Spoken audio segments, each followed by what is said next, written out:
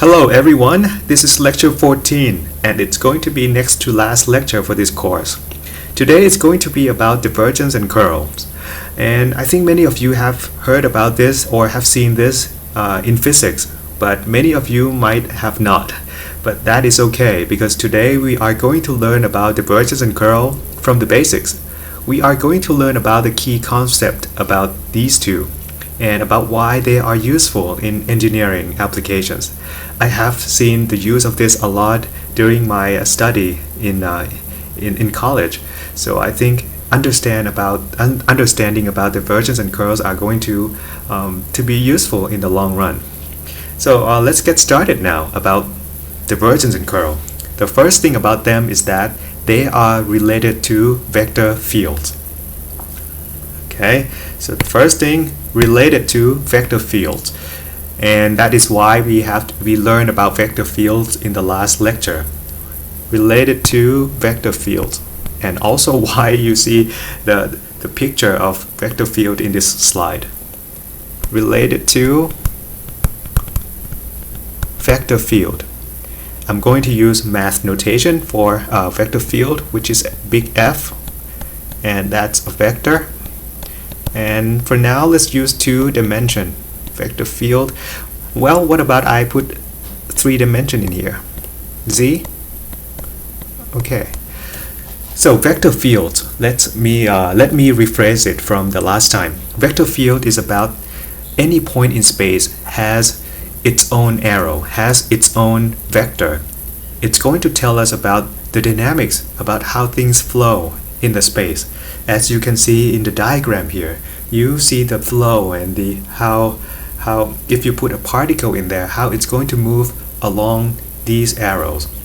Okay, so that is basically the main concept of vector field, how things flow.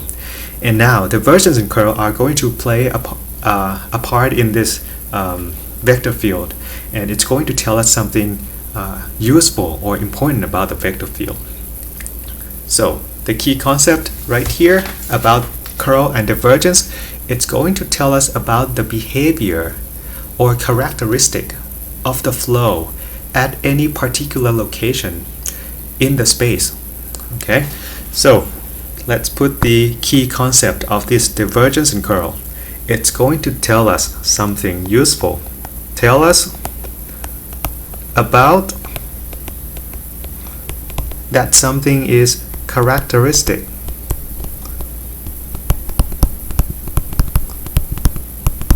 Or you can say behavior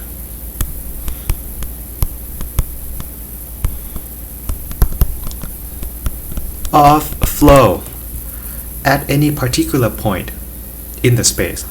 A flow, well, I'm going to put flow right here. Flow. And I want to emphasize this word, flow. At any particular point, I would say point P. And this is 3D XYZ. And not just the point, also its surrounding. So I'm going to call it the neighborhood. Neighborhood. But from now on, I'm going to use NBD as the short form because neighborhood is a long word and I don't want to repeat this several times.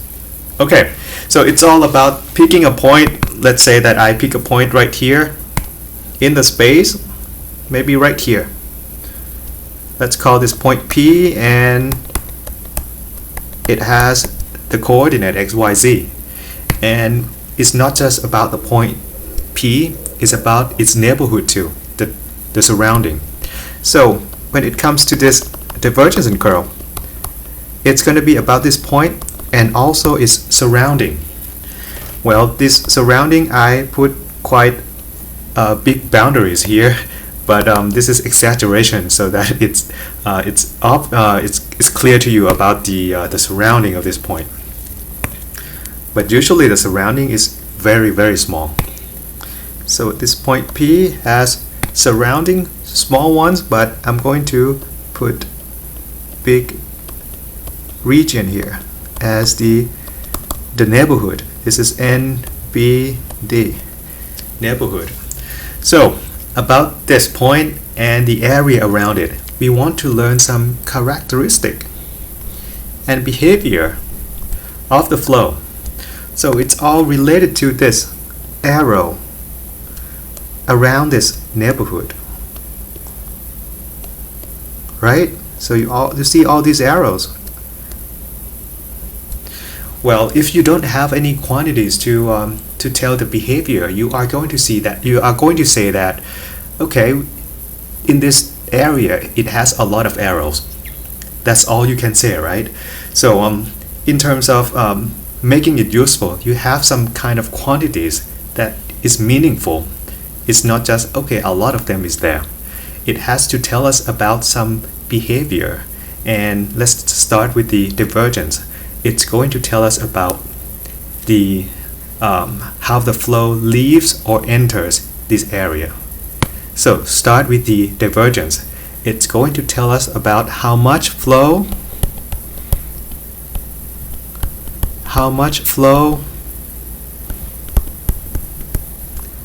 leaves or enters.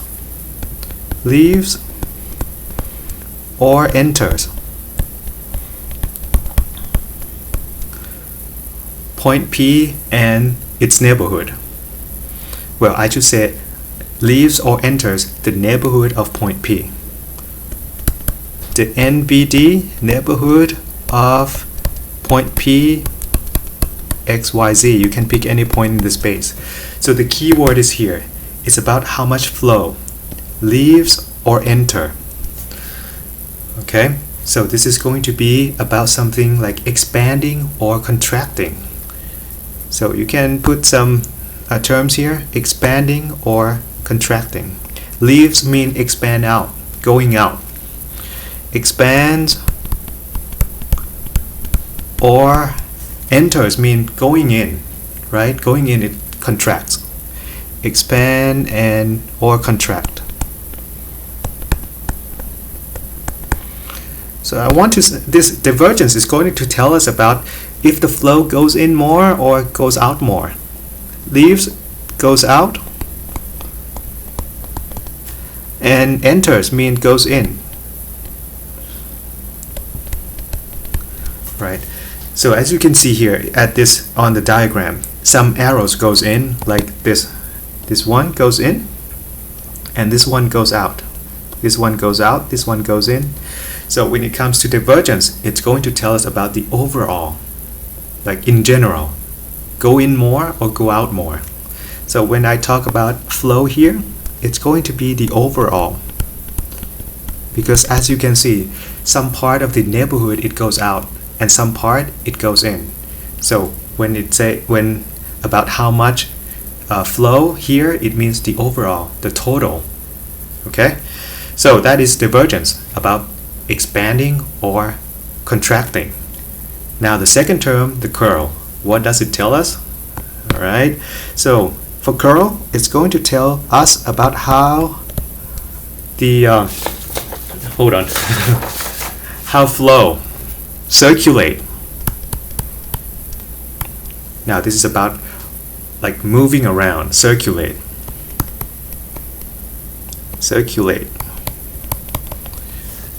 in the neighborhood of point P, X, Y, Z. All right, so the key word is here, how it circulate. Okay, this is keyword. So curl is about circulation, orbiting, or you can say something like that. Okay, circulation. So curl, circulation, and divergence, expansion or contraction.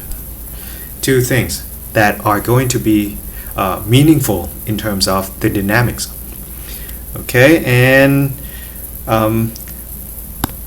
for the curl, you might wonder, what does it mean by circulate? You can just imagine putting a turbine like that at P. And the question is, if you put this at that point, well, let's say that I have point P, another one right here, and if we put turbine like that, is it going to spin at all, or is it going to just stay still? And if it spins, is it going to spin in a counterclockwise direction, or is it going to spin in the other direction? So this is the question of curl for the circulation. Is it going to spin at all this direction or this direction? But when it comes to divergence, another point right here, and we have this surrounding around this point. The question is, for the overall, is the flow goes out? Does the flow go out more, or does the flow go in more? All right. So circulation for this curl, and contract and expansion for divergence. Okay, we want to know about these two behaviors. So let's take a look at two of them in details.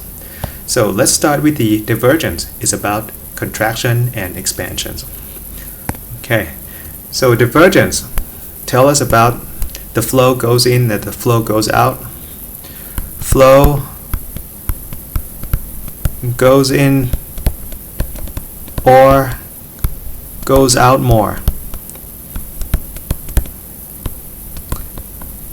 If it goes in more, it contracts, right? If it goes out more, it expands. Now let's take a look at the first case, as you can see here. In this case, on the left hand side, we are going to take a look at the case when the flow goes out more. In this case, let's say that this point is the point that we are interested in, and we have this surrounding around this point. Well, the surrounding here looks quite big, but let's just imagine that it's quite small. And it turns out that we have more flow goes out.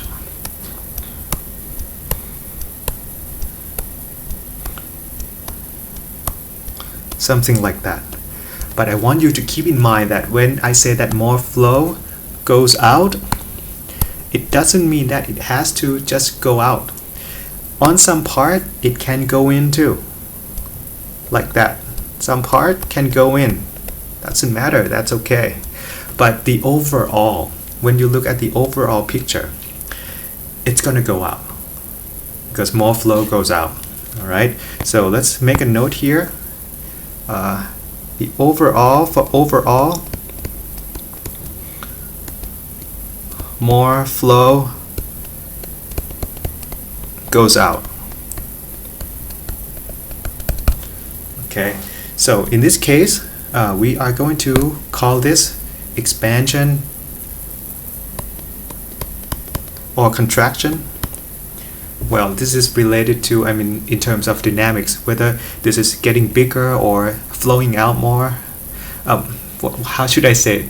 Is it going to diverge? All right. So you can use whatever words you feel comfortable with, but in the end, it's just this main concept: expand, and then diverge, going out, or move out.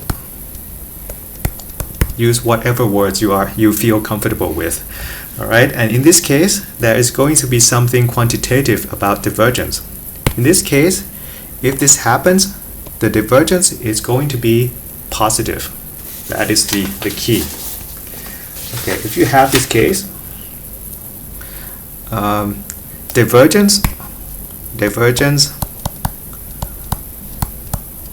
at point P, X, Y, Z is going to be positive, will be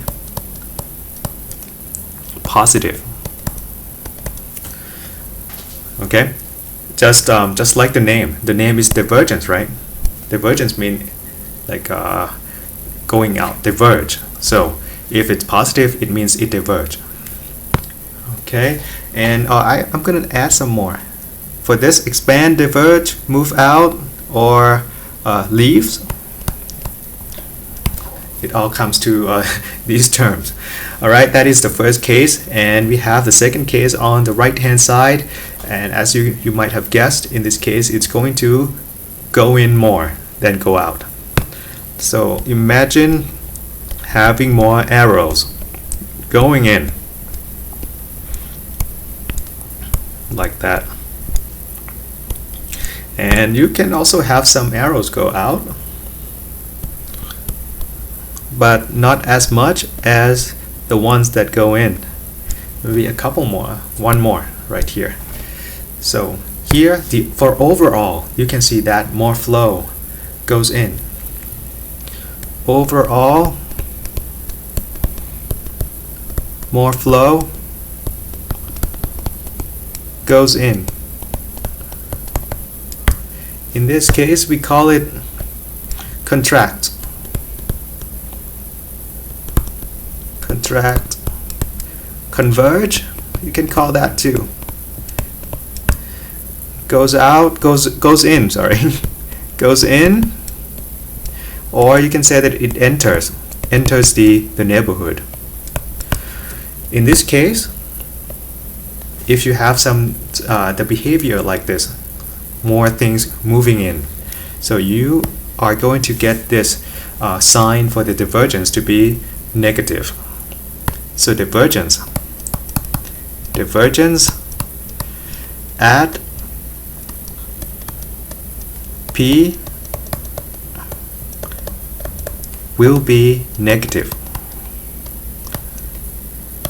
Alright, so that is the essence of this slide. If it's expansion, then it's going to be positive. If it's contraction, it's going to be negative. And now the question is, what about zero? What does it mean? Divergence equal to zero. Divergence up here, divergence equal to zero. Well, if you interpret this directly, it means that equal amount of flow goes in, and it's same as the amount that goes out, right? Same amount goes in, same amount goes out. It means that the overall, nothing changed. All right. So for the overall, so in this case, this is same amount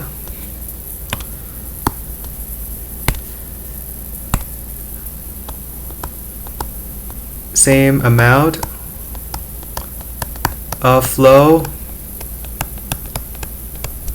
go in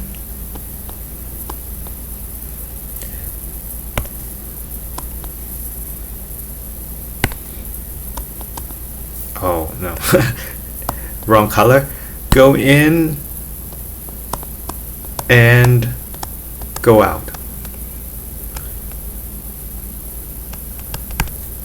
So imagine a point like this, and we have this neighborhood, and then we have maybe 3 arrows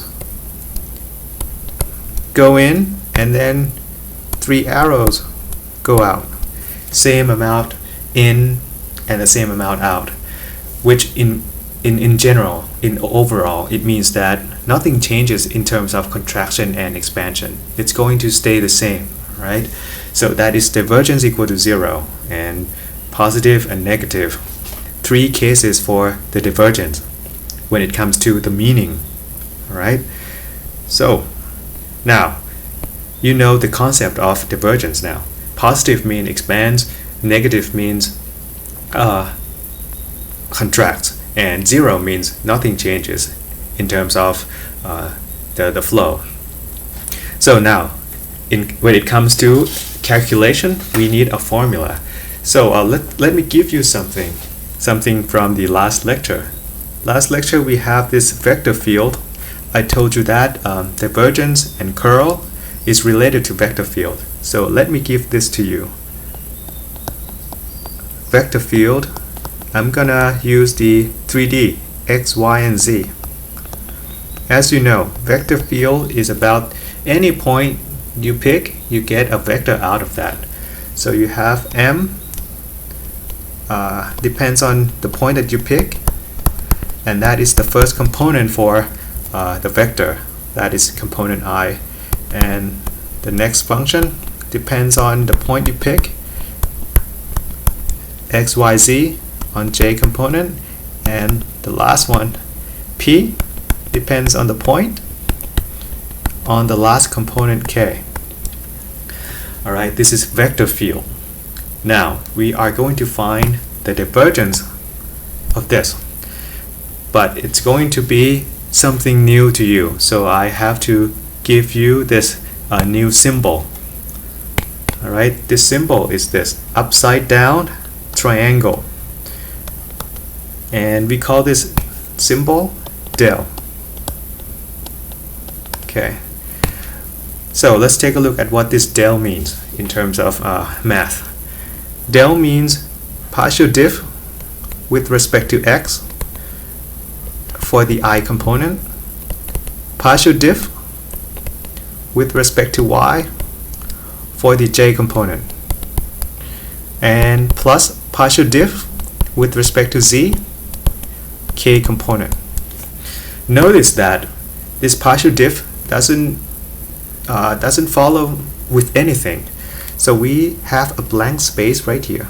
Partial diff of nothing, partial diff of nothing right here, which means that when it comes to del, itself alone doesn't have a direct meaning to it. You can't evaluate del just by this operator. You have to use del with something else. You have to follow it with something else in order to have a meaning, in order to calculate. And it's something that you have seen before. You have seen this.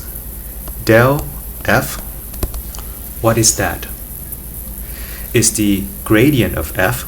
You have done this before. This is the gradient of f.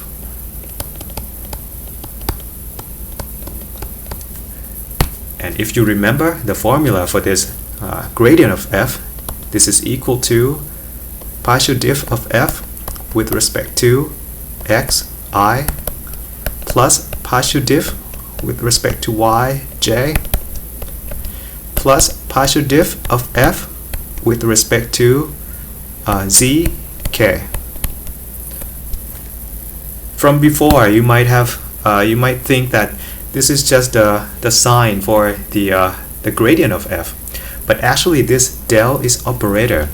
We perform this del on f, which means that we put f after del, and f goes in here, and that becomes the gradient of f. So del, this is operator in mathematics, right? So I'm gonna erase this. Del itself is just partial diff of blank, and you can follow it with anything. Okay, now this is the new operator that you are introduced to today. And now about the divergence. So divergence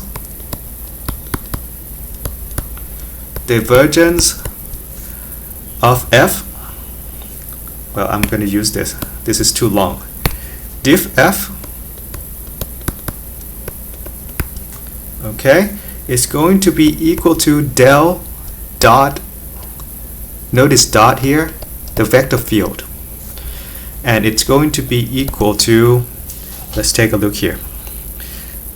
Notice that this is not the same.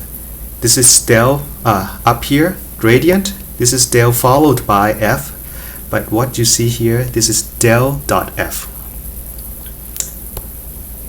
Alright, not the same. Not the same. So here we have to work on the vector field. But for gradient f, f here is a function. So this is different.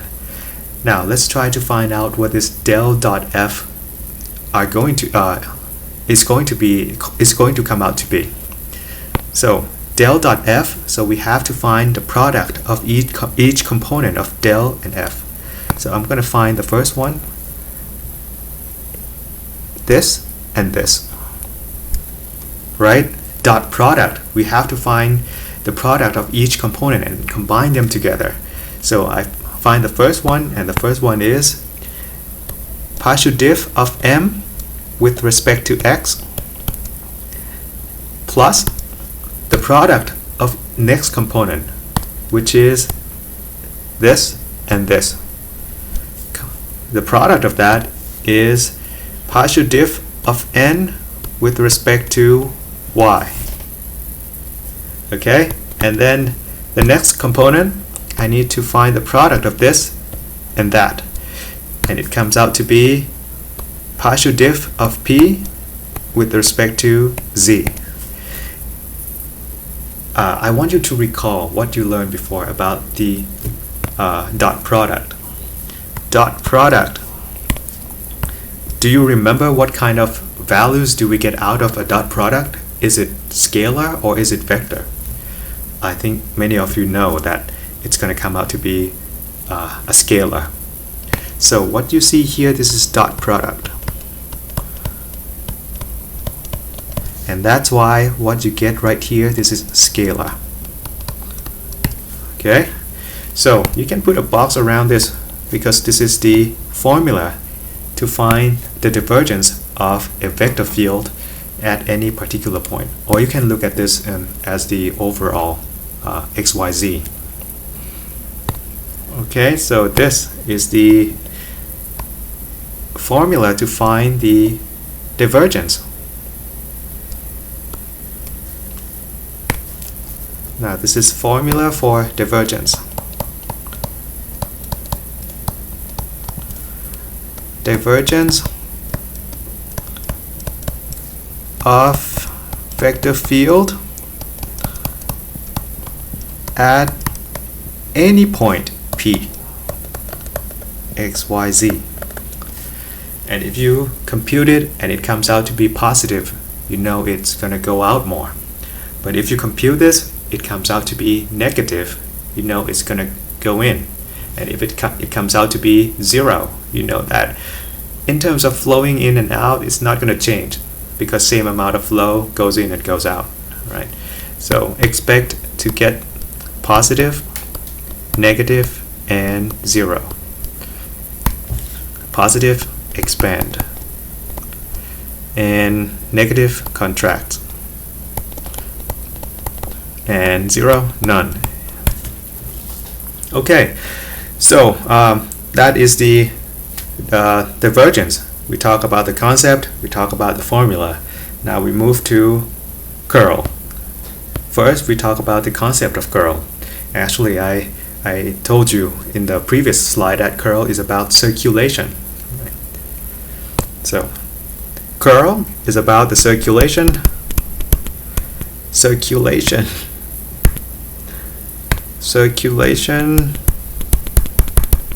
of flow around point P and its neighborhood, not just the point, but also its surrounding, NBD.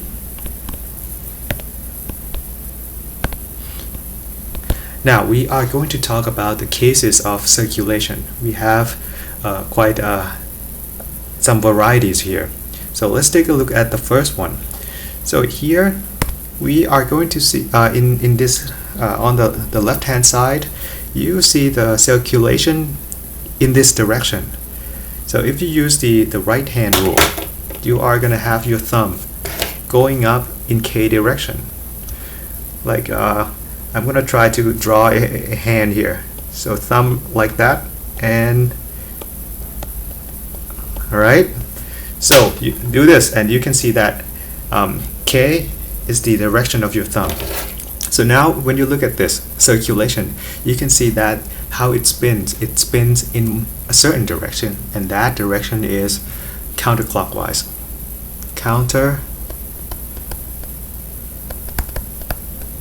Clockwise. Alright, what about I put it here? in this case, this is counterclockwise circulation.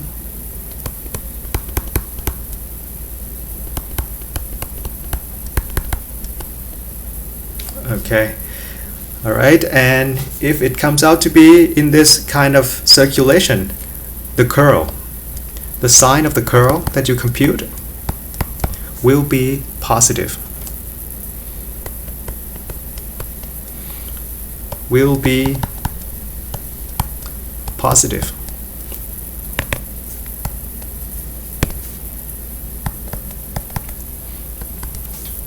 Now in this case, this one, on the right hand side, you are going to see a spin, a circulation in the other direction. It's going to go in this direction.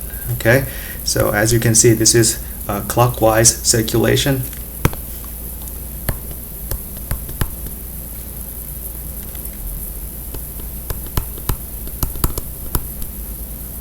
Clockwise circulation, and when it comes to the sign of the curl, it's going to be negative.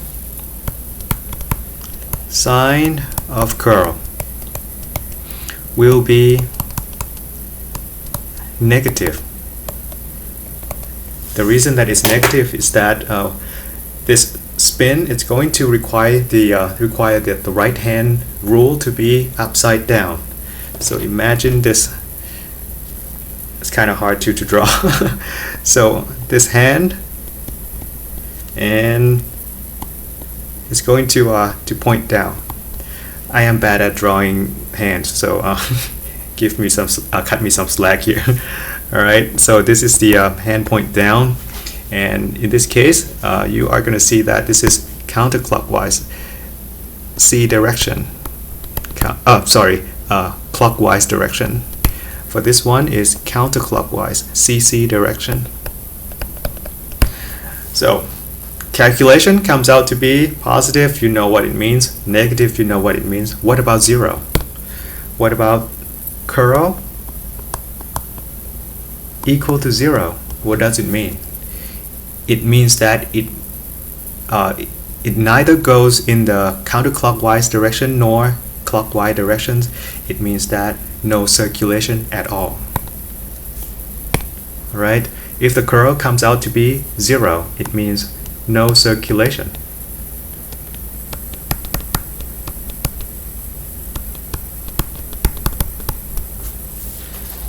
Okay, alright, so that is the concept of the curl, and we are going to use divergence in the curl to tell the behavior of any certain point in space. Sometimes we don't have the graph, we don't see the arrows. The only thing we can know about the behavior is some quantitative data, like numbers, like vectors, right? And that's why we need divergence and curl.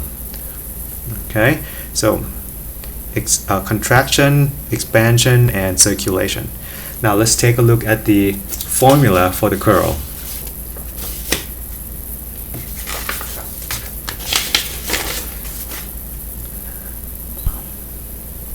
Okay, now the formula, once again, curl is going to be related to vector field. It's about the behavior of the vector field, right? So once again, we have this F vector field at any given point. All right, and it's going to be this M depends on X, Y, Z, I plus N depends on X, Y, Z, the point that you pick, J, and last component P, X, Y, Z, K.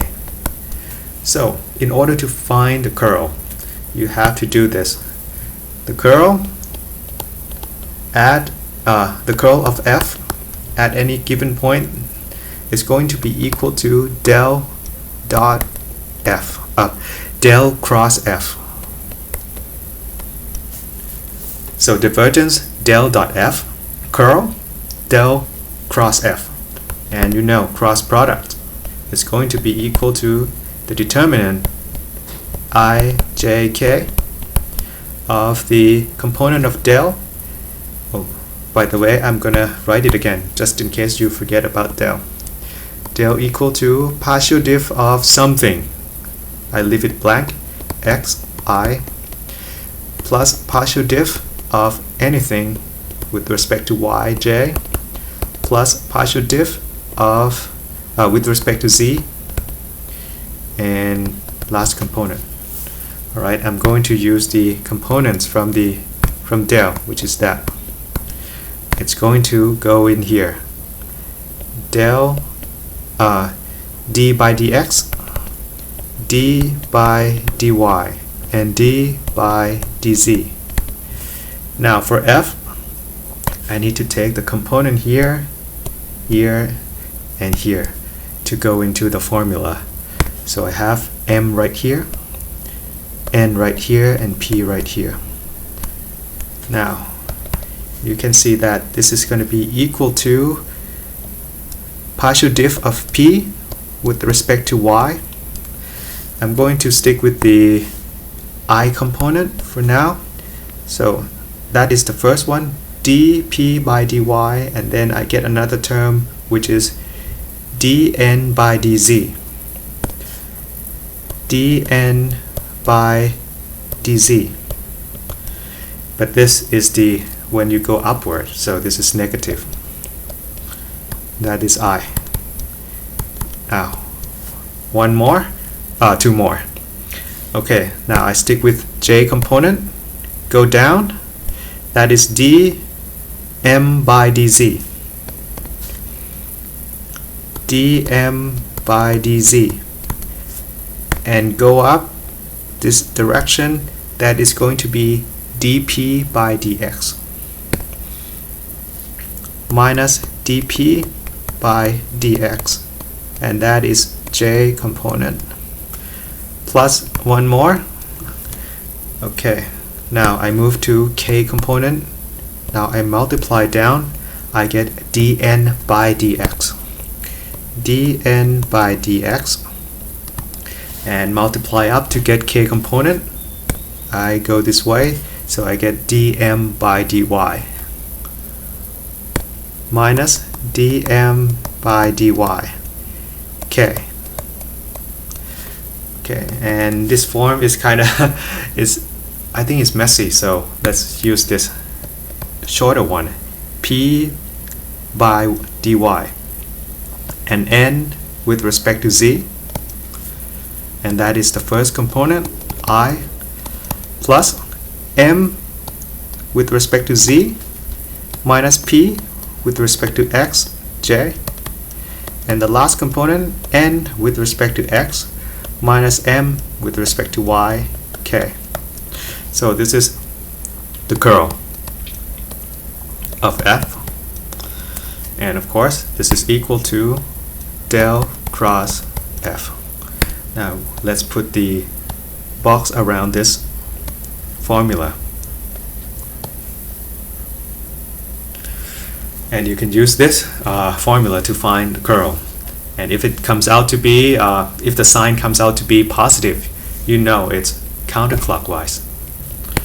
If it comes out to be sign comes out to be positive, you use the right hand rule. You know right away this is going to go counterclockwise.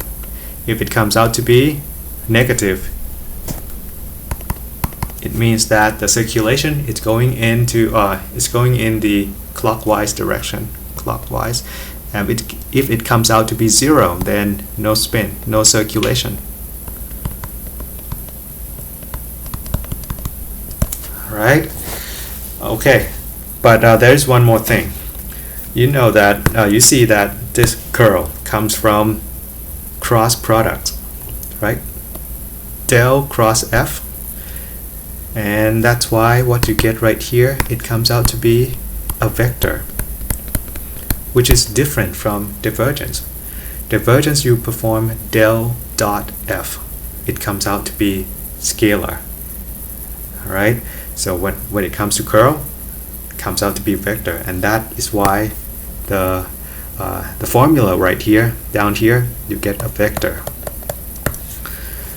Okay, and that is the one main difference between divergence and curl. All right. So now we know the concept of these two, we know the formulas of these two. Let's do some examples so that we understand in details about why it works in the way that it's designed for. Right? Okay, let's take a look at some example. Very easy one. Okay, so I told you before that when divergence and curl are related to vector field. So I give you this vector field F equal to yi. Now let's draw the vector field of this on the graph. So you can see that the vector field here is going to point in x direction only, and it's going to increase with the value of y. So let's take a look here. So if I pick y equal to 1, maybe this point, x equal to 1, y equal to 1, I'm going to get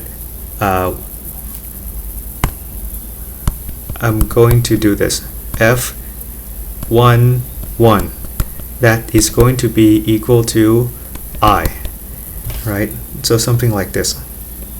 But if I pick 3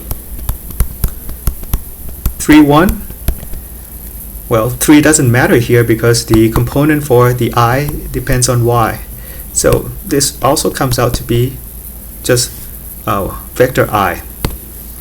So at this point 3i comes out to be this, and same for any other point. So in terms of vector field, it's going to look like this as long as y equal to 1. But if y equal to minus 1, it's going to go in this direction. Alright, this direction. Alright, you get the point. Alright, what about I move to y equal to 3?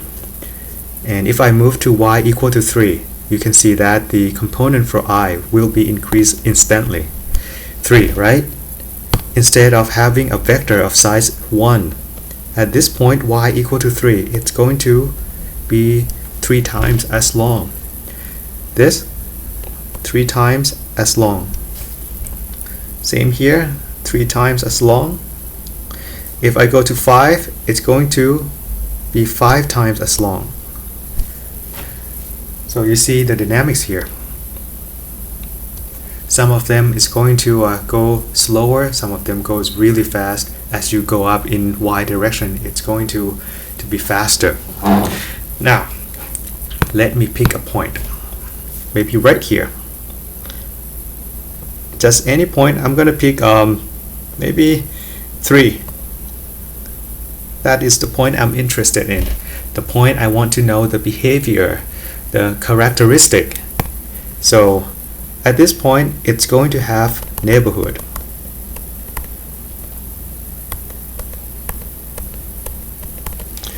Okay, so let's magnify this point. So I'm going to pick this point. Let's say that the point that I pick is 3 2, and I magnify this point right here. This point has the neighborhood. So imagine the flow regarding the vector field. On the left hand side, you have small arrow going in, and on the right hand side, you have the small arrow goes out. Up here, you have a bigger arrow goes in, and the same amount of the same size of arrows goes out. Why? Because the size of the arrow depends on y value. As you can see here, y is the same here, same length. And up here, you are going to see a bigger, longer arrows go in and longer arrows go out.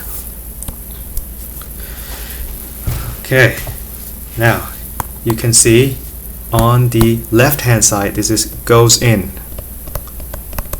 and on the right hand side this is goes out. I told you about divergence. Oh, let's start with the divergence for this one, by the way.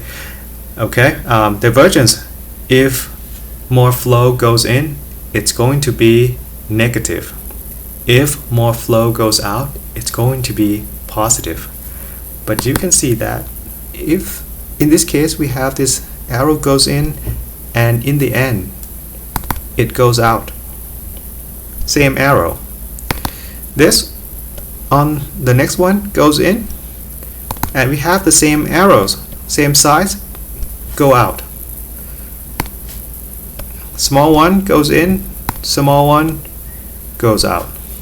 So at this point, can you predict what the divergence of this point is going to be?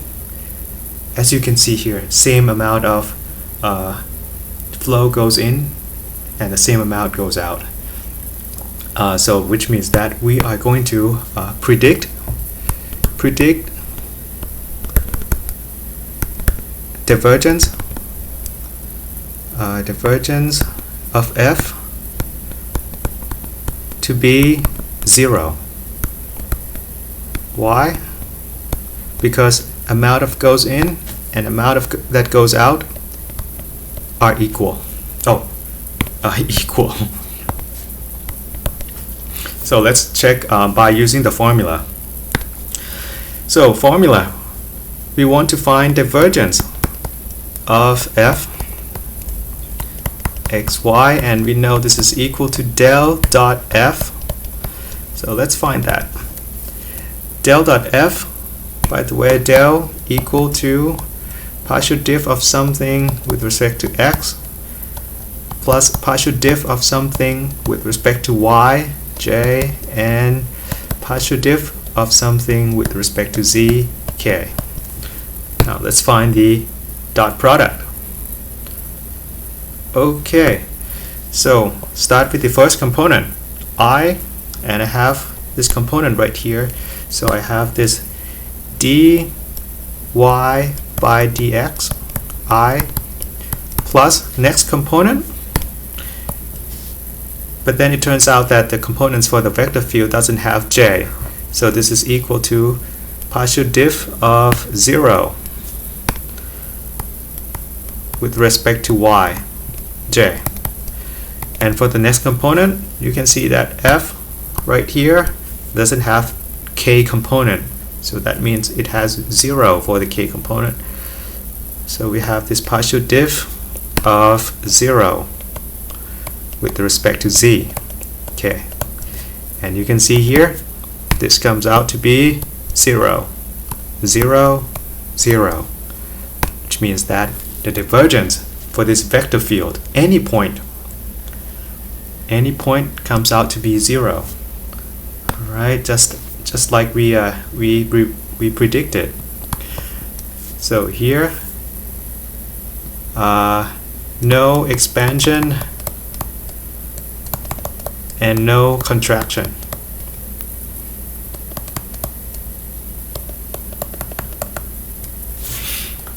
All right. Okay. So this is the result for the first example in terms of divergence. Let's take a look at the curl of this example. Same example. Okay. By the way, I'm going to magnify to use this again, this picture. Alright, I'm going to move this down here again. So what we have right here is a point that we are interested in, and we have the surrounding, something like that. It has been magnified, so it's really big here. And as you can see from before, the vector at the lower part is going to be smaller than the one at the upper part. So we have smaller one here out, bigger one here, and bigger one out, and bigger one here, and bigger one out.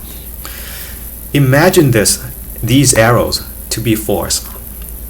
Do you see like something spinning in this neighborhood? This is like you apply bigger force up here, right?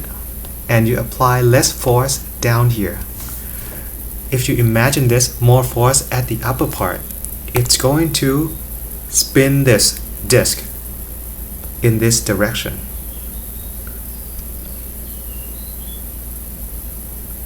Right? Because of this. Because of more flow up here. It doesn't matter with with the other side of the flow. As you can see here, more force in the upper part, and that is going to cause the disk to circulate in this direction, and it's clockwise direction. So if I predict and if we calculate the curl, the sign of the curl should comes out to be positive or negative clockwise. Okay, it's going to come out to be negative. Okay, so let's check whether it's going to be true. So what do we have here? We have f, and we want to find the curl to prove our prediction. So we have this f, and we want to find curl. Curl of f is going to be equal to this. I'm going to bring down the formula here because it's easier to use. So it's going to be equal to this. Alright, so let me write that formula down here. So this is equal to p with respect to y minus n with respect to z I plus m with respect to z minus p with respect to x j plus n with respect to x minus m with respect to y. Okay, let's do some calculation on this. So here we have, this is m. What we have here is m, and n is equal to 0 and p is equal to 0. Alright, so p with respect to y, and we can see that p is equal to 0, so comes out to be 0. Now minus n with respect to z, n is equal to 0, so we don't need to do anything here, comes out to be 0 for sure, plus m with respect to z.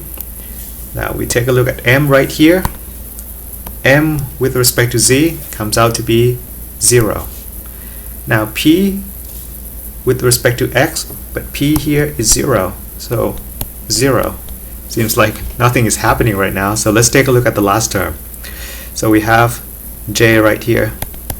Now the last term, n with respect to x, n right here, 0, so comes out to be 0, minus m with respect to y.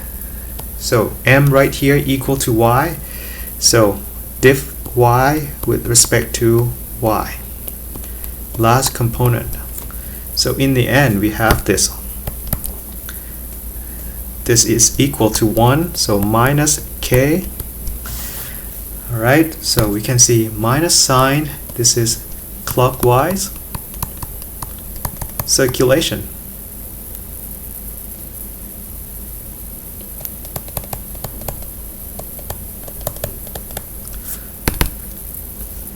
Imagine bigger force here, bigger force here, smaller force here, smaller force here. Of course the forces on the top is going to win over the ones at the bottom, and we are going to see this kind of circulation around this point P. Okay, so this is very easy example, but it shows how divergence can be calculated and how it tells us about the amount of flow goes in like that, and the amount of flow goes out. Oh, I didn't know that I wrote it wrong. This is go out, goes out. Alright, same amount, so it comes out to be 0. Alright, and then this example also shows us about the how the flow the size of the flow here, the difference in size, causes the circulation around this neighborhood, right? Clockwise circulation in the neighborhood of point P. Alright. Now let's move to a more complicated, a more challenging problem that are related to divergence and curl. So we have this new vector field and it looks more complicated. So we have M right here, M, N, and P. M depends on X, Y, Z, N, X, Y, Z the same, and P right here. And the first one, for this one example, we are going to find the divergence. So let's find out about that. So divergence, at this point we know the formula to use. This is divergence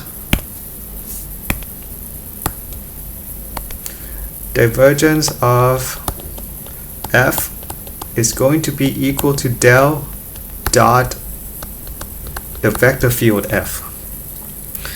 So here it's going to be equal to the partial diff of the first component, M with respect to X, plus partial diff of N with respect to Y, plus partial diff of P with respect to Z.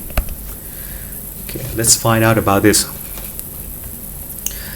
So this is going to be equal to partial diff of M, that's X squared plus 3Y with respect to X, plus partial diff of N, which is Y cubed plus 2YZ with respect to Y, plus partial diff of P, which is ZX minus Y sine Z with respect to Z. Well, this is not hard at all, so you know this is equal to 2x. This is equal to 3y squared plus 2z plus x right here and minus sine z. In the end, you can answer with confidence that this is equal to 3x plus 3y squared plus 2z minus sine z. Okay, so that is the divergence of f at any point x, y, z. That's why you have this variable x, y, z in the answer. Alright, so what about, I want to know the contraction and expansion behavior at the origin. What about, I want to know what happens at 0, 0. So let's find out the expansion contraction. So 0 goes in, so I want to find this divergence of f at 0, 0. 0 goes in, this all become 0, 0, 0, 0, 0. So it comes out to be 0. This is telling me that if I go to this, the origin, no expansion, no contraction.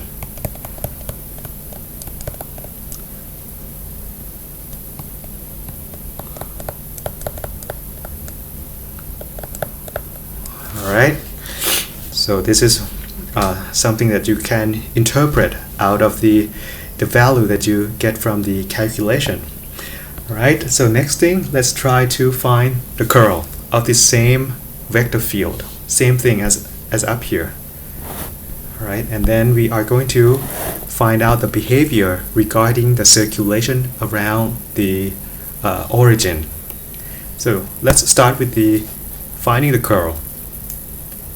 The curl F is going to be equal to del cross F, and I'm going to use the formula that I gave to you before, the shorter one. So this is equal to Py minus Nz I. Once again, this is cross product. It has to come out to be vector. Alright, so next, m with respect to z minus p with respect to x, j. Last component, n with respect to x minus m with respect to y, k. Okay, now we have MNP up here. MNP. Let's do this quickly. I'm going to differentiate P with respect to Y. So let's take a look here. P with respect to Y. So I see Y right here. The result of P with respect to Y is minus sine Z. Okay, there is a typo. Alright. Okay, let's get rid of this Y. It's going to complicate the example that we have here. Let's assume that we don't have Y right here. So the first thing I'm going to do is to differentiate P with respect to Y. P with respect to Y, and you can see that P right here doesn't have Y in them. So it's going to come out to be 0. Now, I differentiate N with respect to Z. And I look at N, I see Z right here. So if I differentiate this with respect to Z, I get what? 2Y. And that is the first component. Plus M right here with respect to Z, I don't see Z in there. So this is going to come out to be 0. Now, diff P with respect to X, I see one X right here. So I diff this, I get Z. And that is the second component. Now the last one. I diff N with respect to X, and you take a look here. N right here doesn't have X in it, so it has to come out to be 0. Now I'm going to differentiate M with respect to Y. This with respect to Y comes out to be just 3. That is the last component. So when you combine everything together, you get minus 2y I minus zj minus 3k. Alright, and that is the curl at f, curl of f at any point x, y, z. If you want to study the behavior of the circulation at any point of this vector field, you just put in x, y, z. For example, I want to know the circulation at the origin.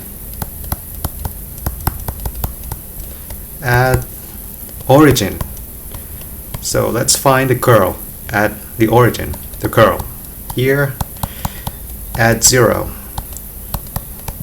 It's going to be equal to 0I minus 0j minus 3k. So here this is equal to minus 3k. And as you can see, the sign right here, negative, means that the circulation is going to spin in clockwise direction. Clockwise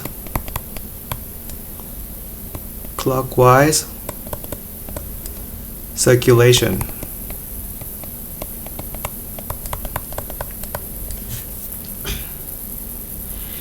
Okay, so same vector field. The first thing, the divergence tells us about contraction, and the curl tells us about the circulation. Right, two behaviors that we can get out of these two calculations. Okay, this is about expansion, contraction. Now, let's try something more about this vector field. This is line integral. We have done this in the last lecture. Let's try again. In the last lecture, we have an example about finding the work done along the path. So that is line integral. Let's do something like that over here. Okay, so we have this vector field same as the previous one, but in this case we are going to find the line integral along this vector field. And then it's given to us that find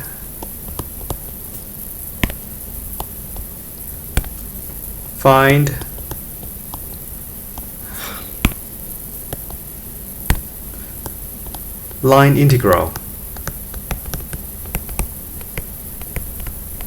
along a line connecting point 0, 0, 0, the origin, and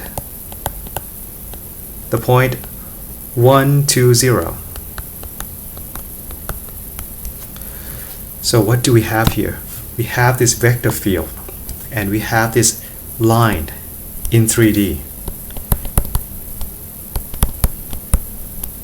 I told you before that line in 3D can be represented in terms of parametric function. It can be represented in terms of this r of t, but they don't give you directly here. They give you something else. They give you points. The first starting point and the end point. In order to continue with this, if you remember the formula that we used to calculate the work, so the work done is equal to the integration along the curve of vector field dot dr. That's what we had in the last lecture, and we also learned that in order to use this, it's better to use another form, and that is equal to f in terms of t as a function of t dot dr by dt, and we integrate this with respect to t. This goes together, and which means that when it comes to integration here, this is not about coordinate, it's about time. It's about time. So time starting from a to time equal to b. So in order to find this work or line integral,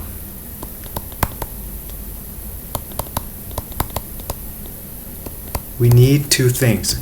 We need the vector field, which we already have from the problem, but what we don't have here is the r. This we don't have it yet. So let's find out what this r of t is going to be. So this r of t is going to be line equation in 3D.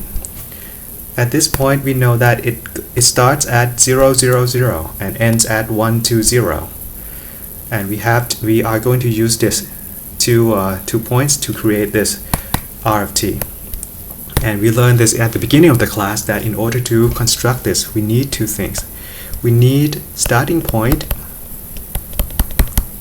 in order to construct a straight line in 3D. We need a starting point and we need vector in the direction of the path.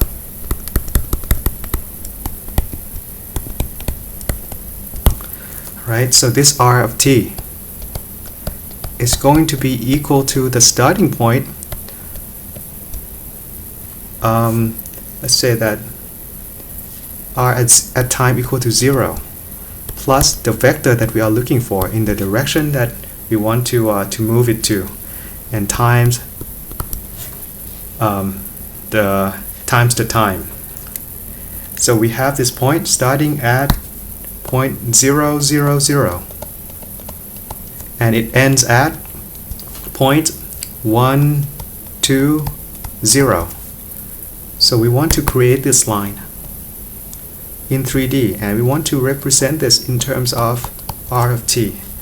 In order to do that, let's put this point, first point A, and this point B.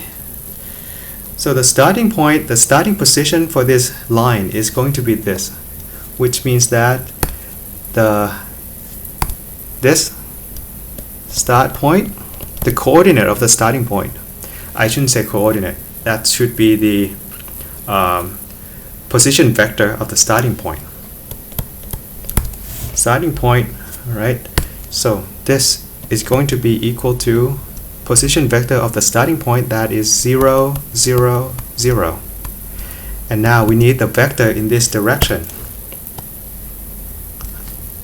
that moves from A to B.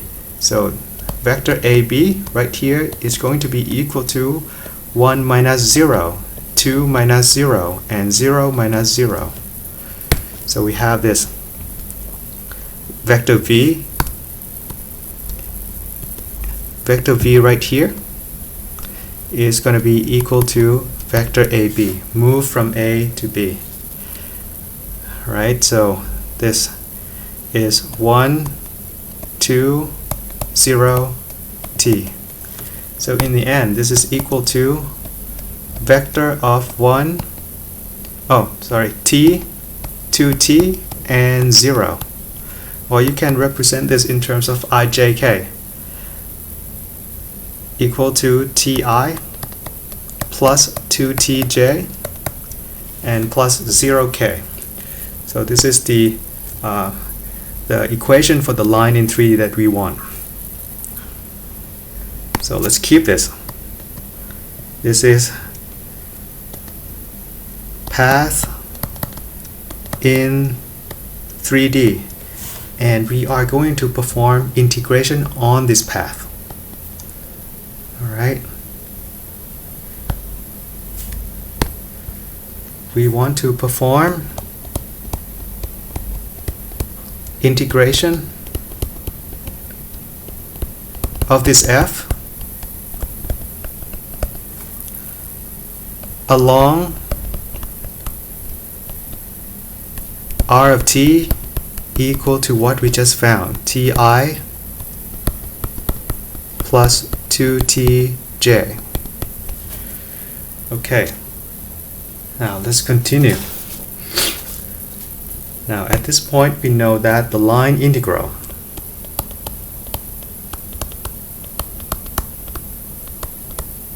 and we have seen this from calculation of the work calculation, work done. We did this in the last lecture. It's going to be equal to the integration of f, and we are going to use the form that is easier to do calculation, that is f in terms of t dot dr by dt, and integrate this with respect to time, starting from time equal to a to time equal to b. Okay, let's find out about all these terms. Okay, let's start with the easiest one. Now we need this. Differentiate dr with respect to t. We already have r right here, so we know right away dr by dt is equal to I plus 2j. Right? Now the next thing we need is this vector field in terms of time. Alright? Looks simple, but if you look at this, we have the vector field in terms of x, y, and z. We can't use that right away, so we have to find a way to translate this into the vector field that depends on time. How to do that? Let's take a look here. This is the line equation for the path in 3D. Path in 3D. And you can see that when it comes to this sort of equation, the first component right here, that is x component, it tells us about the location in space. So this y component, and if we have the component for k, that is going to be z component. Oh, coordinate. I am sorry. X coordinate.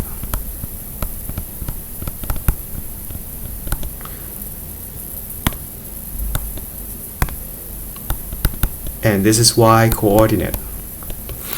Well, let's do a summary right here. So x coordinate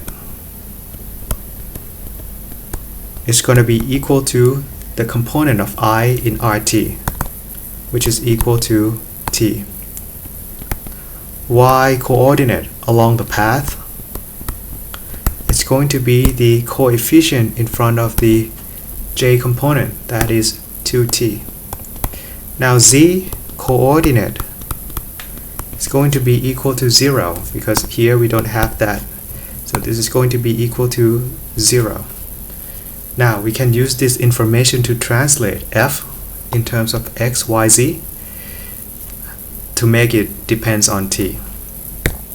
So f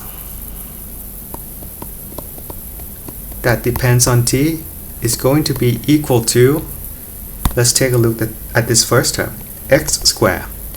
But now we know that x equal to t, so this is going to be equal to t squared. Next term, 3y. Now we know that y equal to 2t, so this becomes plus 6t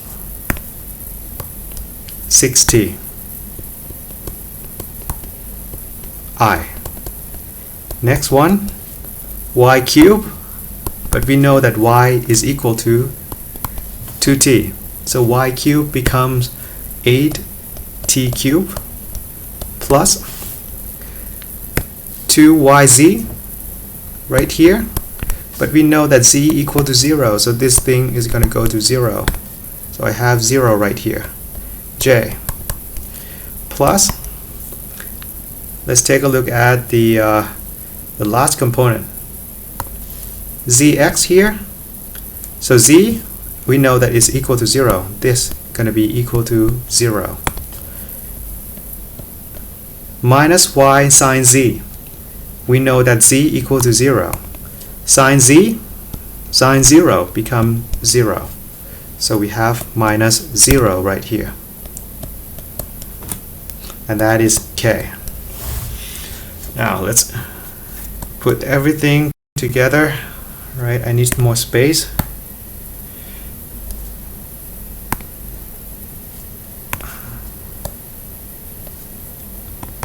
So this is minus 0 plus 0, k, which means that ft right here is going to be equal to t squared plus 6t I plus 8t cubed j, and that's it.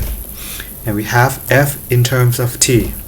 And now what we need to do next is to find the dot product. But before that, let's find what a value here and b value here. So we start from 0, 0, 0, and then we end at 1, 2, 0. So we know that at point A, this is time equal to 0. Now let's find out the value of t that we can put in here that gives us this point 1, 2, 0.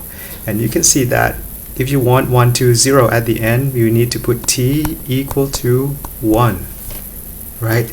And it comes out to be 1, 2, 0.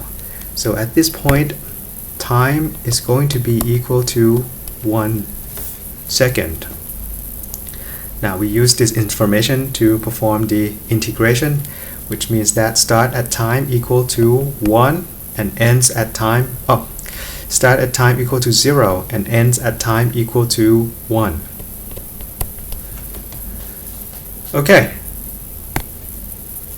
Line integral equal to integration of f dot dr. So let's take a look here. f is this, and dr by dt is this. So dot product, I'm going to take the first component of f and dr by dt dot together. So this I have t squared plus 6t. Alright, and that times with 1 right here, so nothing changes. Now plus the product of the next component, which is j component, 8t cubed, and we have 2 right here. Product of that becomes 16t cubed. And that's it. And we need to integrate this with respect to time, starting from time equal to 0 and time to time equal to 1.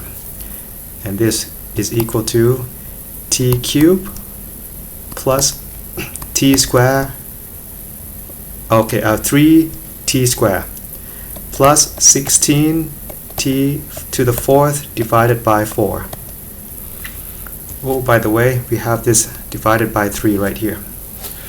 So we have to evaluate this at 0 and 1. So cancel this. We have 4. So 1 goes in, we have 1 over 3. 1 goes in, we have 3. 1 goes in here, we have 4. And 0, everything goes to 0, so minus 0. So in the end, here we have this line integral of this vector field along this path equal to 7, 1 over 3. That is the answer right here. So the only formula that you need is this.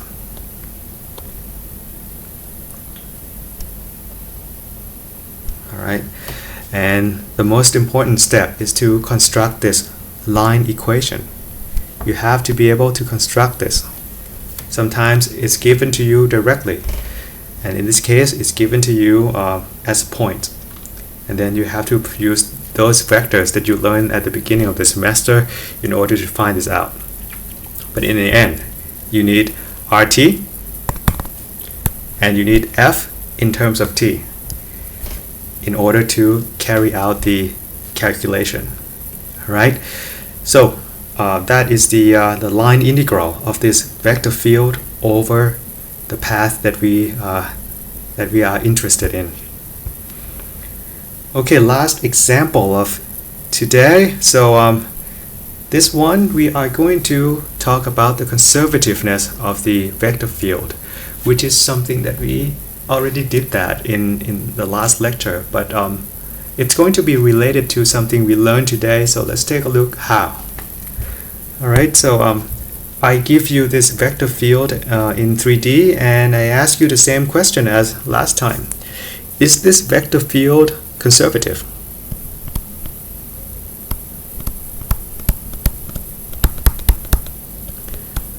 And by now you know that if a vector field is conservative, it means that this vector field can be derived from a gradient of a certain function. So if you can prove that this f can be derived from this, then your vector field is conservative.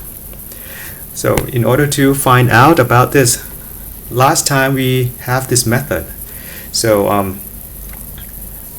we have this, right, and have these components of vector field, and we know that this, if it's conservative, this is going to be equal to df by dx, df by dy here, and this has to be equal to df by dz. We want to find out, is it possible to find such f that make this happen? Let's find out. I am going to integrate.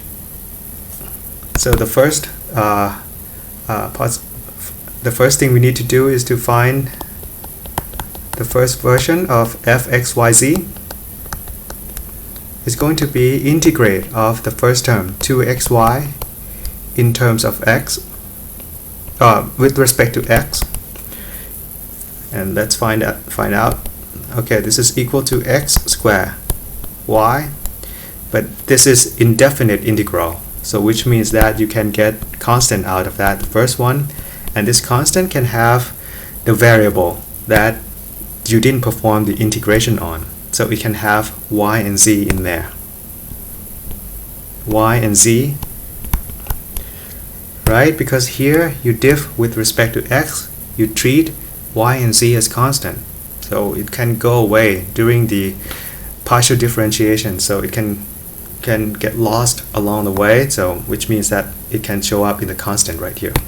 Now, function f x y z must be able to be the same as the integration of the next component, x squared plus 2yz, but this time with respect to y, dy.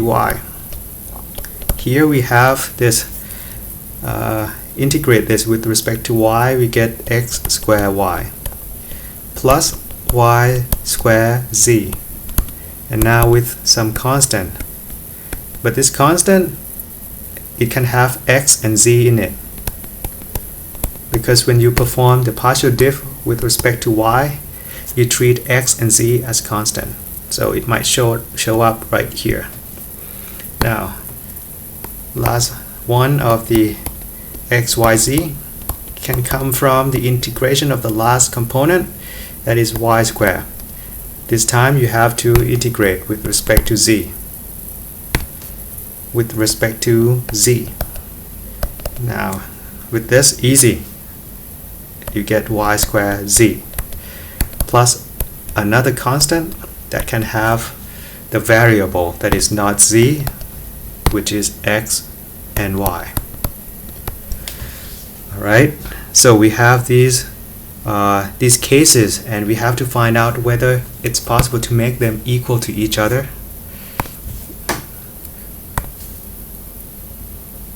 Can we make this equal to one another? So let's find out about that. Alright, let's take a look at the common terms. So first one, x squared y. This one has that. Next one has that. But the last one, we have 3. Let's take 1, 2, and 3. Number 3 doesn't have that. So the only location that it can have this x squared y is in the constant. So let's take a look here. Constant is allowed to have x and y. So yes, it's okay to put x squared y right here, and it's a common terms with the number 1 and number 2.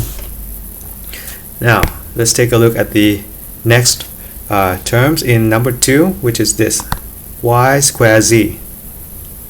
Y squared z doesn't have is not in number 1 in the first place, so let's take a look. The only location that it can appear is in the constant. So if you look at the constant, you can see that constant is allowed to have y and z, so that's good. We can put y squared z right here. Now it has the common terms with number 1, and you can see number 3 right here has this common term. Okay, common terms, x squared y, x squared y, x squared y. Common terms, y squared z, and y squared z. Now we have this. What to do with this? It means that we don't need it, because right now 1, 2, 3 is already equal to each other. So we can set this to 0. So it means that here 1 equal to 2 equal to 3, which means that we can find f such that vector field equal to the gradient of this f, which means this vector field is conservative.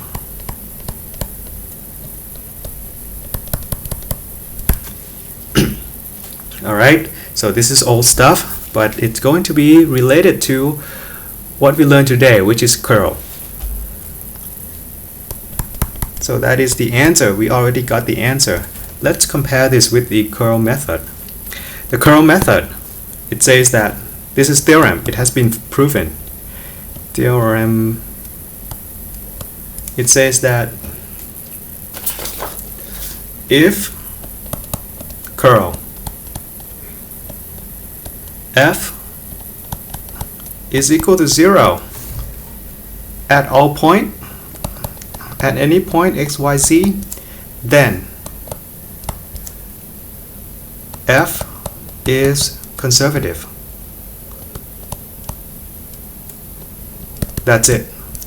All you need to do is to compute the curl, and you can know right away, you can determine right away whether this vector field conservative or not. So this is the theorem that we are going to use. The curl is equal to 0, then conservative.